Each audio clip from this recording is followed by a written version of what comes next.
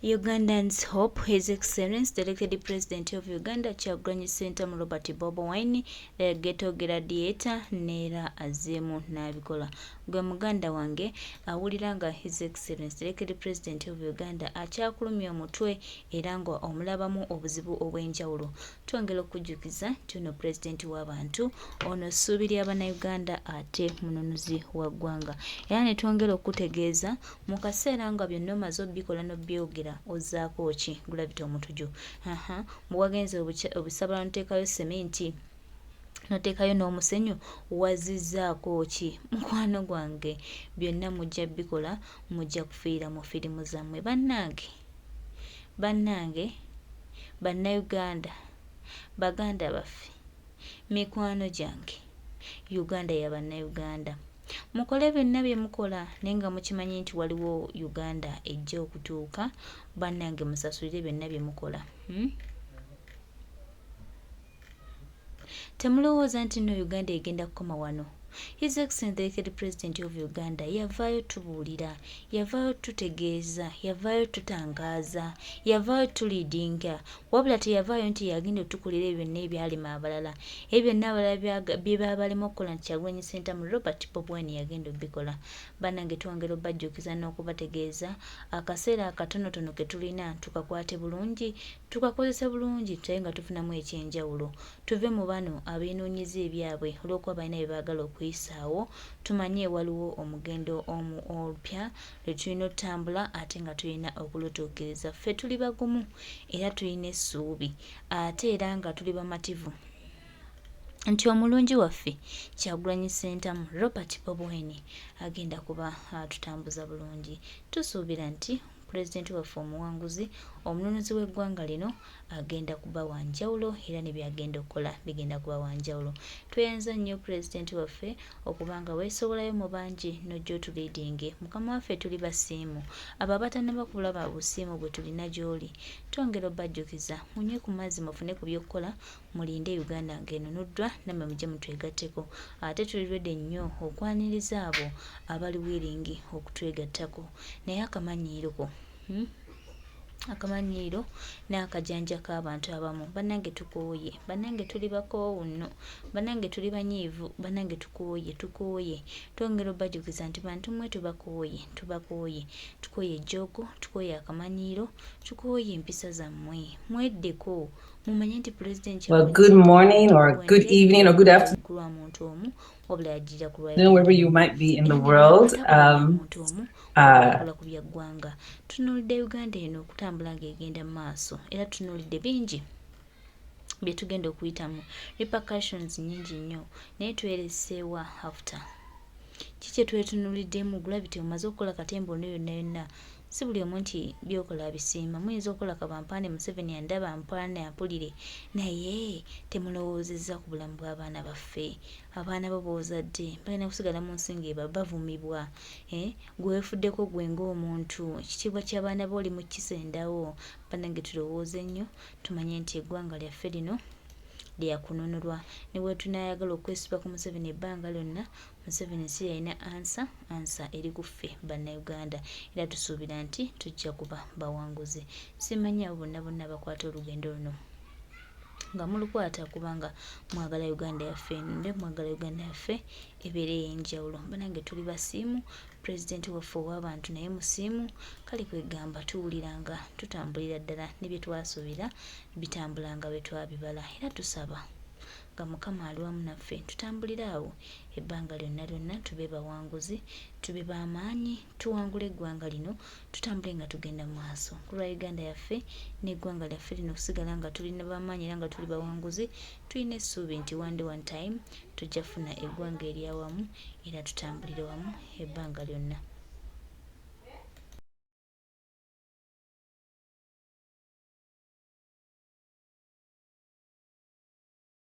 It is such an honor to be invited to moderate this virtual, what I'm going to call a fireside chat with you, Robert Kyakoze Ssenkubuge. I practiced.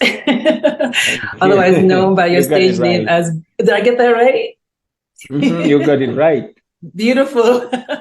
Well, you're otherwise known by your stage name is Bobi Wine, Ugandan politician, activist, singer, actor, businessman, philanthropist.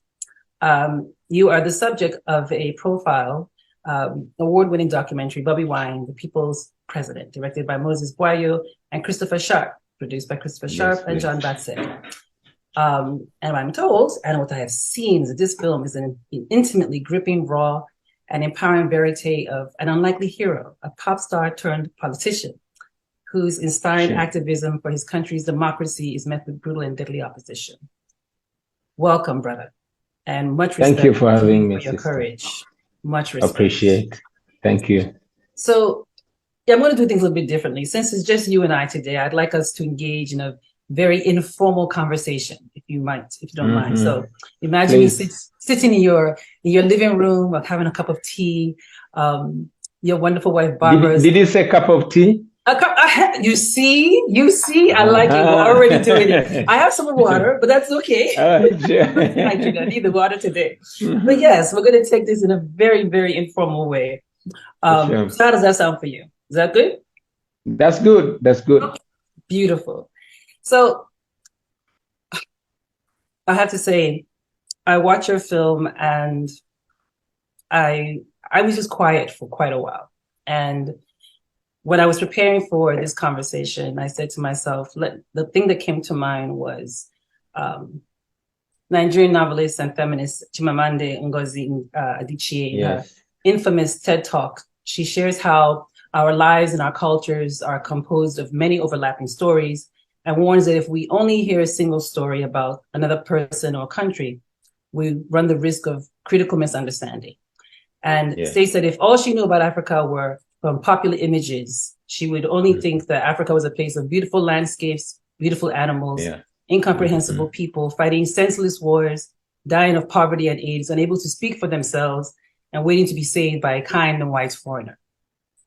So, in watching your film, I was deeply moved, and it wasn't only by the determination of freedom and the vagrant display of injustice, but this feeling of Ubuntu, and Ubuntu being the Zulu word that loosely is defined as "I am who humanity. I am." Yes, because of who we are. Yes. Yeah. It's an expression of humanity to others, which some of the core values are survival, spirits of solidarity, compassion, respect, and dignity.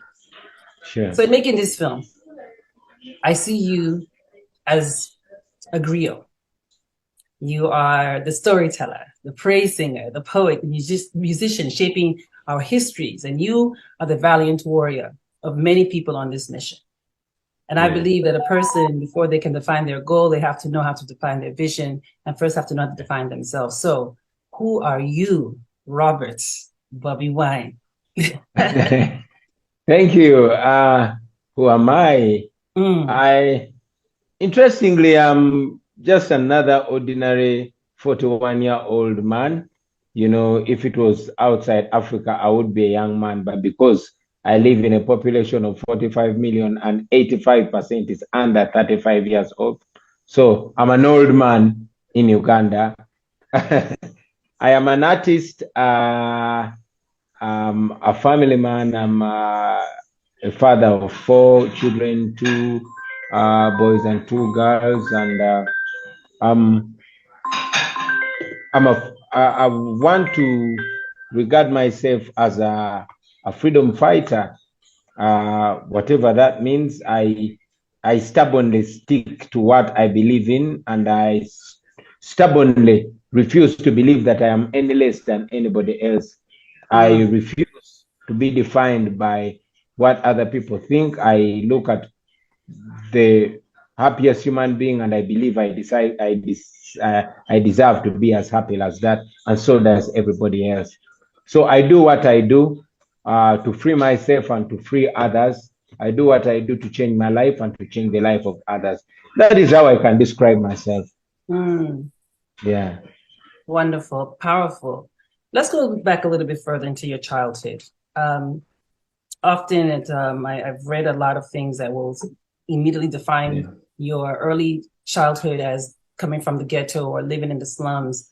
But how do you share about what you learned and what you grew from in that space, and being in you know, in a space where there was very little means, but at the same time, were focused. Even though you're a bit of a ragamuffin, yes, as you claim.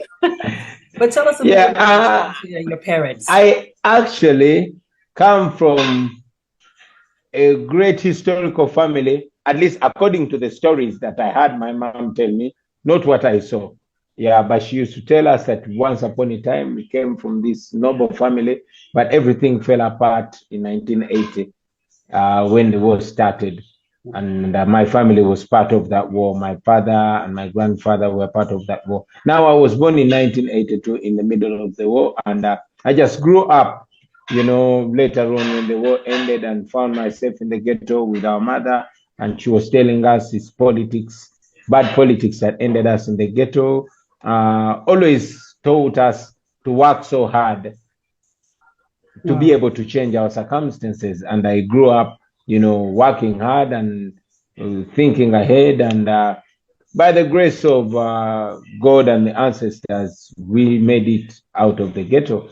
However, after becoming a star, a fashionable young man who sings about this and that, the party, the dance, the everything, I, you know, encountered some life-changing experience where I was attacked by a security man my age, but because he was positioned, and he beat me up because I was driving a new Cadillac Escalade, accusing me of showing off and taking all the attention from the girls. So that is when I learned that I must do more than just flossing, more than just becoming a popular artist, because regardless of how popular I was, I couldn't be safe until everybody's safe. Now that and many, I'm just trying to be brief on how I grew up and how I transformed to what I am today. Right. Well, let me tell you, we don't have to be brief here, because I really want people to get a sense of who you are. I think, you know, as a filmmaker, there's only but so much you can put into 2 hours. And from what I understand, it was 4,000 hours of footage. Oh, yeah. Over the course Indeed, that footage, actually, if I must go a little bit more in detail, it did not only look at the positive or the transformation or the inspiring part of me, it also captures when I was a young man with a limited sense of direction, where violence defined me, where artistic beef, you know, defined me, where a certain degree of indiscipline defined me. I'm very happy that I was able to grow through those times, you know, but that was also a certain part of my life, you know, that I wouldn't say I'm not proud of, but I'm proud of the story. You know, you can only be proud of a bad story if it turns out good. Yes. What role would you say that education played for you? Because, you know, when we talk about people in just dire hard situations, and, you know, we say education is the key in some ways, but it's very hard to think about opening up a book and taking your exams and going through, you know, you don't, it's hard to see the goal at the end of the day. It's easier to see, especially if we're talking about the youth and we're talking about, you know, the cars and the music and the dance. And it's very, you know, it's very flashy, and it seems easy. And we all know in entertainment it's not easy. It requires a lot of work. But you know, going back into those early years when you're seeing, you know, there's an easy way out, and there's a hard way out, right? And even what seems to be the easy way out is not always the easy way out. But to talk about education, you know, I'm glad you talked about the means that your family, like the stories that you've heard before your family was in the condition that they were, and you living in the slums. But talk about what was put into you in terms of education, because you didn't have to. You could have become a musician without going to university, quite frankly, right? Very much so. And I'm very glad that I grew up quite close to my mother, and she made me promise so many times that I would study and complete. Very unfortunately, she was not alive to watch me graduate, but she instilled the value of education in me. And indeed, education was the only thing that set me apart from many of my contemporaries when we were growing up in the ghetto. having embraced the value of education, I had to hustle to make ends meet and make sure that I go through secondary school, high school, and university as well. I first went to university to study social sciences, and I was majoring in political science and anthropology. But I was a private sponsored student, and many times I failed on my tuition. So I studied that course for only 2 years and I dropped out. But lucky enough, by that time, there was an opportunity at the university. The Department of Music, Dance and Drama was admitting, and it was called mature age entry, and one had to have experience. So the interview was both practical and written. And the practice was to sing and act and dance, which I had naturally, but it had also a written part. Long story short, I had that interview and I passed the interview and I was admitted to study on government sponsorship. My year was the last year for art students to study on government sponsorship. This elevated my confidence so much that I always looked at myself as a refined ghetto youth. I always looked out at people like Jay-Z, all those,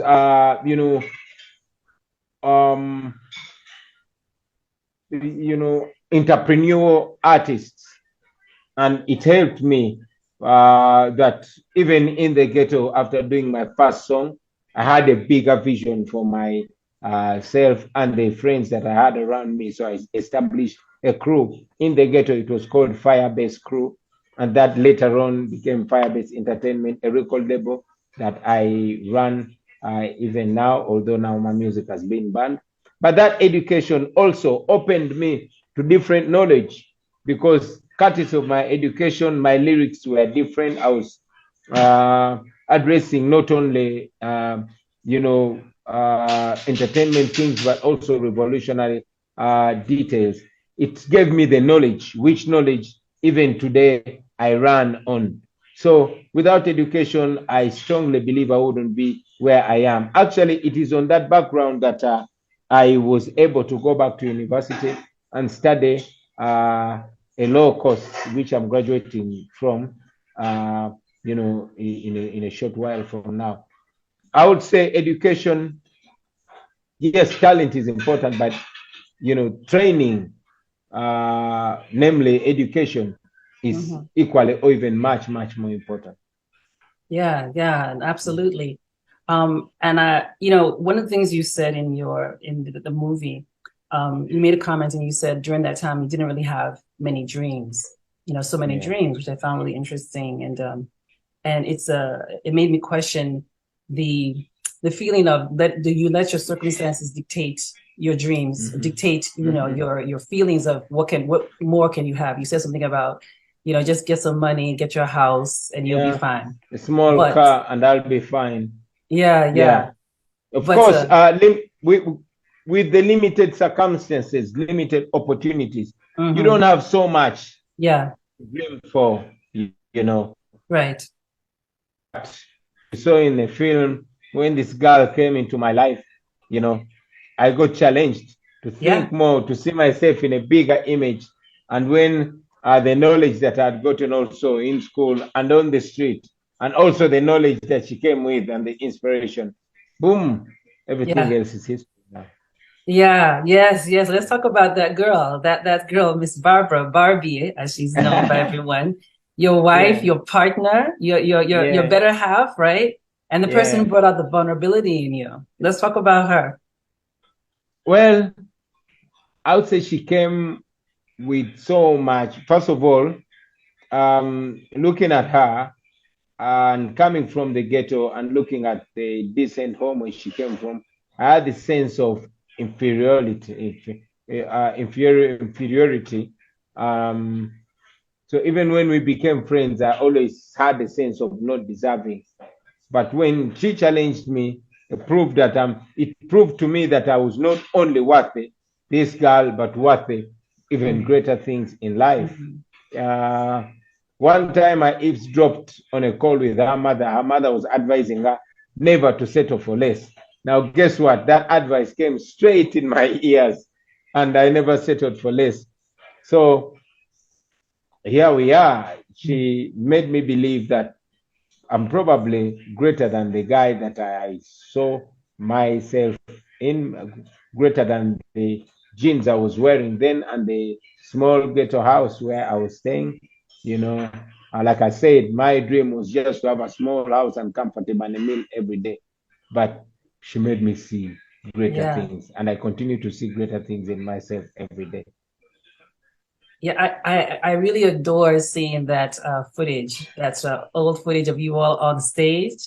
I mean, how apropos that you guys met doing a play called was it Lady Will You Marry Me? Was it Lady Will You Marry Me? Oh yeah, and I was acting as president, and she was acting as the first lady. Really? Yeah. Oh yeah. Oh wow. Yeah.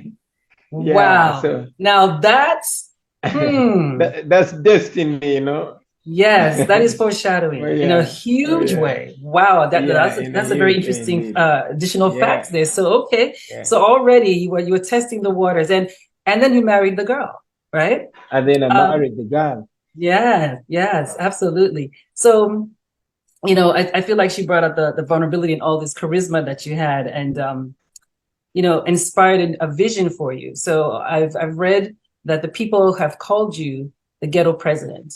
How did the ghetto president evolve to the people's president, would you say? Well, the ghetto president, when I was much younger, in the ghetto, I was the most educated among my contemporaries. So when it came to reading the news in English, the newspaper was always brought to me. And when it came to solving issues, I offered leadership. And I also happened to be the leader of the band or the crew. In that hood, it more or less came naturally ordained that I offered the leadership without knowing. It was more like a brotherhood, and I was more like an elder brother. But there is that time when the ghetto youth started being politically interested, not politically cautious, but politically interested, and they even stopped regarding, you know, the government as ruling over them. They said, wait, the ghetto is a different government because we have different problems and different thoughts, and those people don't even care about us. So before I knew, they were regarding me as the ghetto president, and it somehow grew. You know, they started calling me Mr. President, and I embraced it.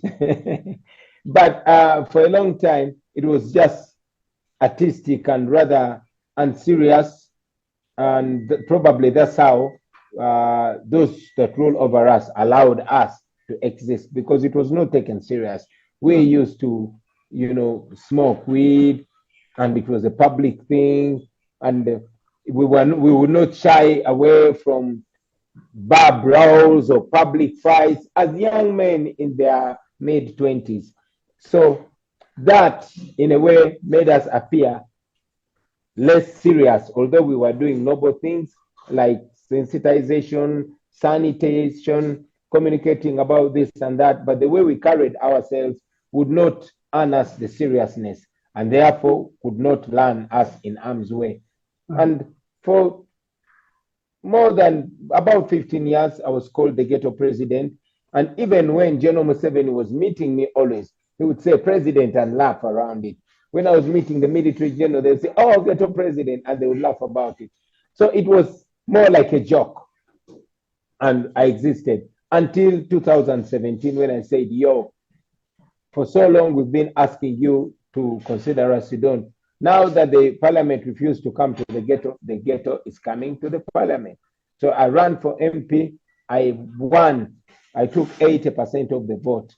Now in this election, there was a government candidate and the main opposition candidate, and the president of the country and the main opposition leader were campaigning in my constituency. But I beat all of them and got 80% of the vote. This communicated very strongly I said, maybe people have been taking us more serious than we take ourselves. So that is when it was made even more official that there's no more things that are going to create prejudice about us. We're not going to have any more alcohol in the ghetto. We're not going to have any more cigarette or weed smoking in the ghetto. We're not going to have any more violence in the ghetto. We are going to present ourselves in the way that people see hope in us. We're going to address serious issues in a serious way. That is how I even ended up losing my dreadlocks. Wow.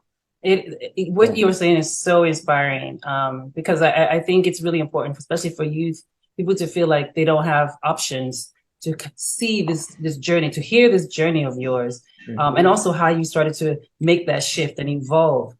You know, I'm thinking, as you mentioned, you know, you first ran for member of parliament, and then at the point where you decided, like, you know what, I'm going to go all the way through, you know, and in watching the documentary actually does a really great job of first showing what that first step and what you were doing to make changes as a member of parliament. But then at the point where you felt, you know, after having been assaulted, that, you know what, I'm going to make a challenge. I'm going to make a run for this presidency. I think about I'm sorry. Sorry, you were concluding. Oh, what came to mind when I was watching that reminded me a little bit of Barack Obama and Michelle Obama, and at the point where he had to tell her that, okay, I'm going to run for president of the United States. And so with everything that you knew that this run could create, you know, you knew would not be easy. I'm sure you didn't know the extent, you know, as we've seen in the documentary, the extent to what then happened. But at the point where you're thinking, okay, I'm going to run for office, how did you approach Barbie about this idea, to do this? Or, you know, I'm just curious to get a sense of, like, because as a father, as a husband, but also, as you said, a man for your community, you had a lot of responsibilities and you were taking on a lot of responsibilities, but making that decision to do something that nobody has somehow been able to do for 35 years. How was it for you being able to make that choice? How did you approach it with the idea? Let's put it that way. Now, let me first take it a little bit back to the member of parliament. My idea was to cause chaos in that parliament. My idea was to cause attention by the ghetto youth to the parliament, because for so long they were disconnected and did not even care how they are governed or what is decided on their behalf in the parliament. So I wanted to be in parliament so that they follow up on the proceedings. And we achieved that in the first 1 month when I was in parliament. However, I realized that the parliament was being used by General Museveni. He did not have the power at all. However, my turning point was when General Museveni brought a bill to change the constitution and allow him run for this, I think, 6th term. Yeah, because by the time I went to parliament, our constitution had an article that was to the effect that after the age of 75, a person is no longer eligible to run for president. However, General Museveni, even after saying that he agrees with that, and at 75, somebody is not in the best mental capacity to run a country, he moved to change the constitution, and he did that violently by raiding the parliament, beating all of us, abducting some of us, and paying off the rest. Then they changed the constitution. So when General Museveni changed the constitution and said he's going to run again, myself, my team, and many other opposition leaders said we need somebody who is as popular or even more popular to challenge General Museveni. And they pointed at me. I cannot say I was ready. I cannot say I was not. I said, if it's going to take me to free this country, here I am. And I threw in my heart. Yeah. Wow. So you became the face for the people, truly. You were selected by the people for that walk. But how did Barbie handle that when you mentioned it to her? Was she just all in, or what were the things behind the scenes that Man, by that time, initially, I'll say that Bobby did not like these things because Bobby and I had agreed that at age 35 we would retire and go enjoy our sweat since we struggled so much right from the time when I met her, right from the time when you see us acting on those on the stage. We did not have any holidays. We did not go to any dinners or any dance parties. We always worked and worked and worked. And yes, we made a fortune because we were fairly wealthy, I would say.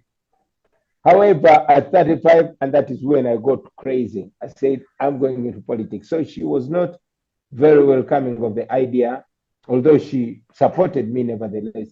However, when I was detained and tortured in a military barracks, and Bobby came and looked at me, swollen face, swollen red eyes, swollen lips, broken back. I couldn't sit, I couldn't stand. She said, you know what, Bobby, if this is what we are fighting against, I will never take a step back. And since then, she's the one who wakes me up and said, get up, Bobby, we have freedom to fight for. Wow. Yeah. I look at you all as sort of the modern era Nelson and Winnie, Malcolm X and Betty, Coretta, you know, when you have this young dynamic duo, if you will, partnership, most important partnership, because, you know, you, as you said, you needed each other, and, you know, rightfully so, as a mother and she's and wife, she was concerned for everyone's welfare, you know, so I can completely understand that. And it's beautiful to witness both of you. Like there's this, I find there's a lot of moments where it felt like not just the two of you, but even your children, you all had just this strength, this I can't really put it into words, but there was a sense of support in a way that you really couldn't, you didn't, and I don't know if I won't say it's the cameras. I think together, when you were all together in spaces, you wanted to make sure the other person knew, like, I've got you, no matter what, I've got you, you know? And then there were moments, I think for me, one of the most poignant moment was, and a vulnerable moment for me, for you, was when the band was racing back after you all were attacked, and your music producer, Dan Magic, was sitting next to you, bloodied and shell-shocked. You know, there was a bomb that was thrown in the front of a car, and you all were racing to the hospital.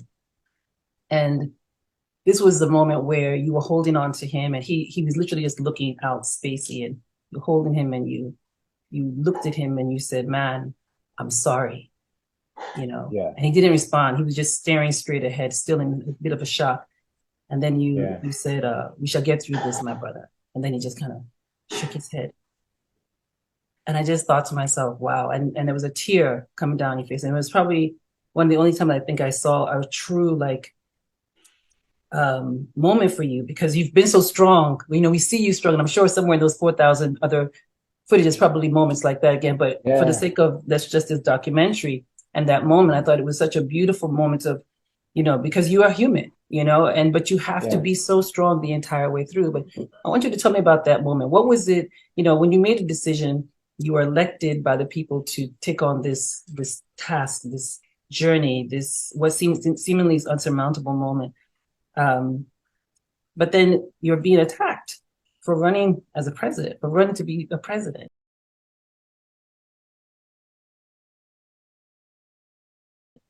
And your friend here has not been attacked. And this is the moment you break down in front of people. And not, you know, you broke down just enough for us to see that it's not just you, it's other people now lives are being lost, as you've been witnessing. But what was that moment like for you, if you can recall, when you see someone right next to you, and how close that could have been for them, as well as yourself? I'll say that there were actually very many moments like that. Very many. There was a moment when my driver was shot, you know, there's a moment when my close friend, my bodyguard, was run over by a military truck and his skull was crushed. And I held him, I saw him breathe his last. And then there's also a time when my close friend, who was a cameraman, who was moving with me on top of the car, Ashraf, was shot with a projectile, and I saw his brain splash out. There were many tough moments. Well, those moments when many of my friends were killed in my face were very tough, but they were not toughest. The toughest moments was when I looked in their mother's face or their father's face, and I have to deliver that news. It was heavy. It is still his, but you know, somehow looking at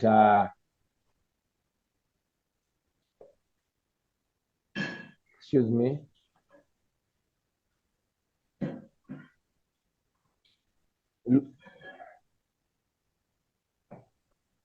Yeah. Okay, looking at where we want to go is the only consolation that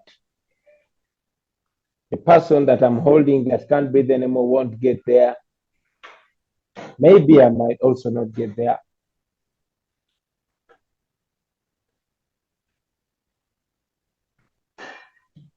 Excuse me, please. It's okay. It's okay.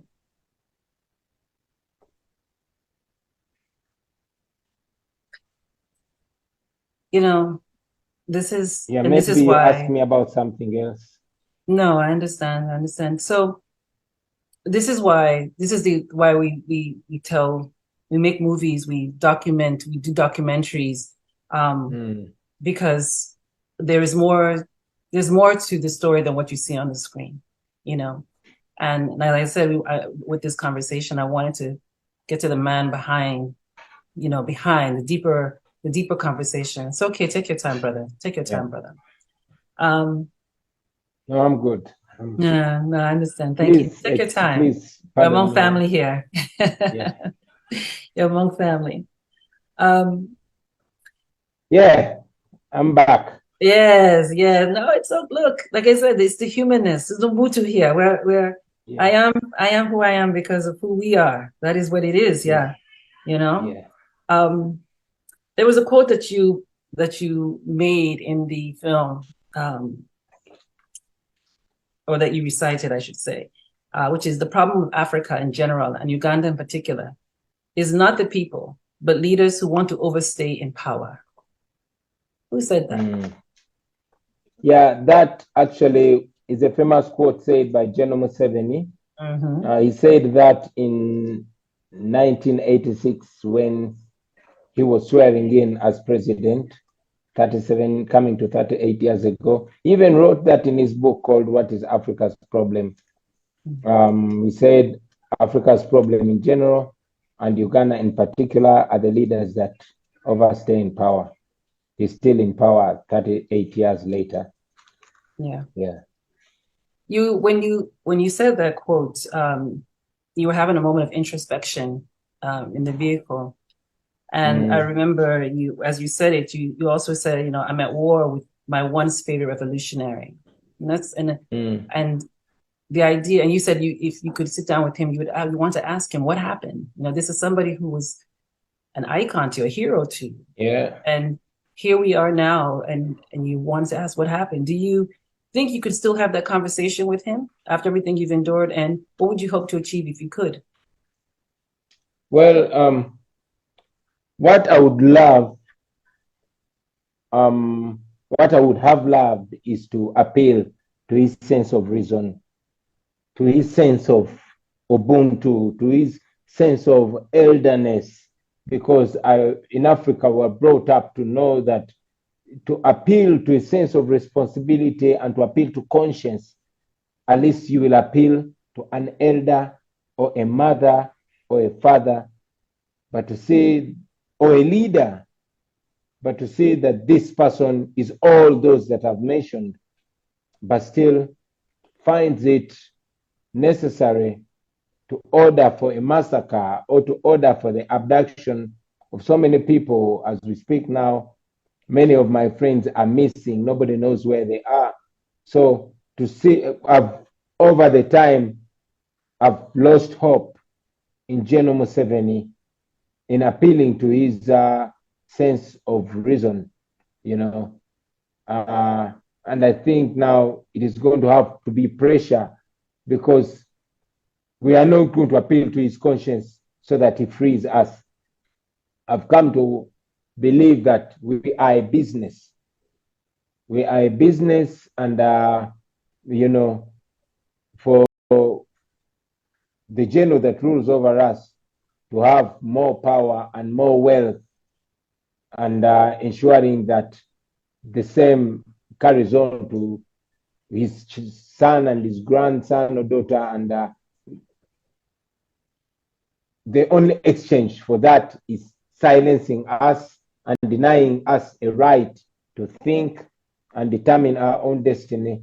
So I think the price for him is too much to give, because if he gives us our freedom, he loses us. You know, he loses us. Our taxes can no longer facilitate the luxurious lifestyle. Our taxes will have to build hospitals and roads.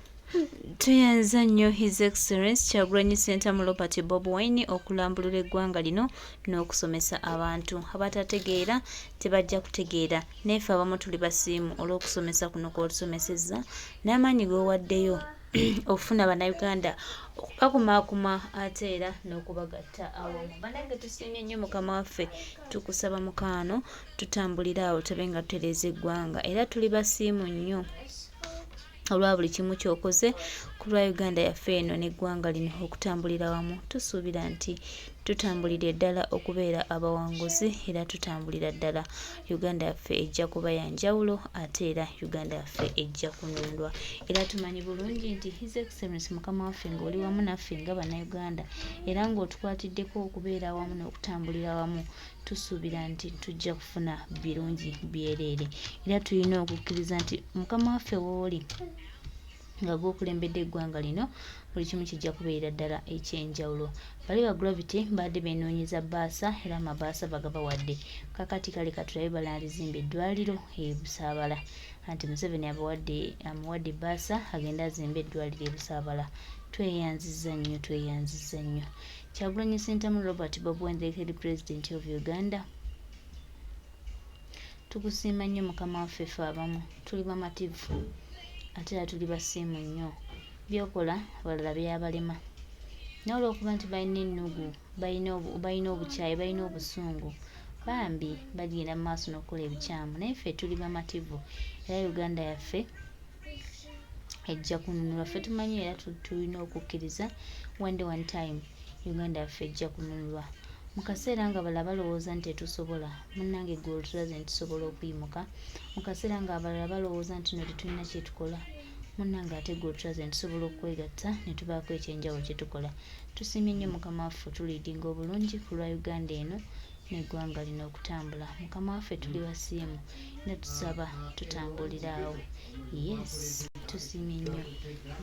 Enteekateeka z'okwaniriza pulezidenti w'eggwanga Kyagulanyi Ssentamu Robert Bobi Wine okumukima Entebbe Airport olunaku olw'enkya